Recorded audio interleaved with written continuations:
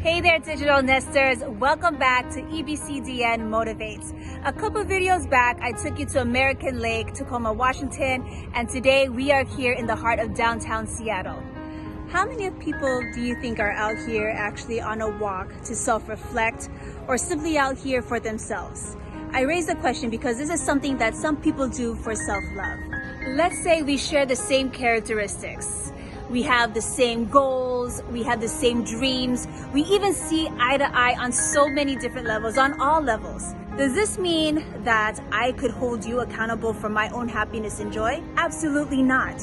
It is our own responsibility to feed into our own well-being because we are unique.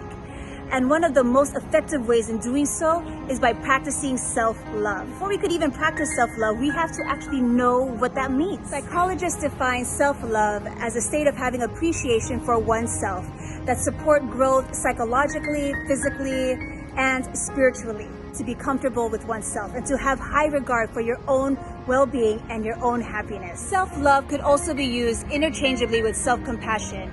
And research shows that more self-compassion strengthens the resilience when facing adversity, which helps one to recover more quickly to any traumatic experience. Self-love is essential to our mental well-being. It keeps depression at bay. And whenever we have a healthy mind, our body and soul thrive. All right, so let's go ahead and talk about the things that people like to do for self-love and to prove that they have self-compassion.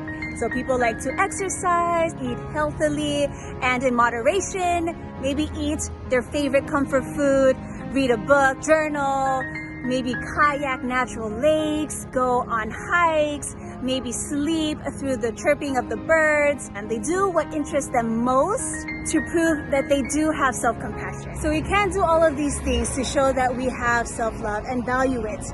But what are some of the things that we can do to truly cultivate the essence of self-love? And that's the question. And research shows, and years of my personal experience, the following are some tips on what we can do. 1, we have to remember that no one is perfect. So don't beat yourself up for something that you did or did not do. We have to learn from the process, customize the knowledge, and apply the wisdom. Secondly, we have to realize that people evolve and journey through life at a different pace. And lastly, we have to practice loving self-talk. We have to take a minute to stop and listen to that inner voice. And when we do, we catch ourselves saying the most awful, demeaning things.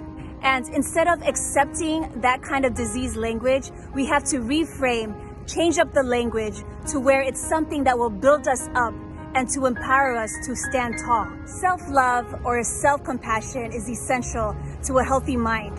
When we have a healthy mind, our body and soul thrives. Let's continue to stay connected. Share with us in the comments what you do for self-love and what you say to reframe that language to help build you up. That way we can continue to learn because together we grow. Frendhel Fejeran, we live in interesting times.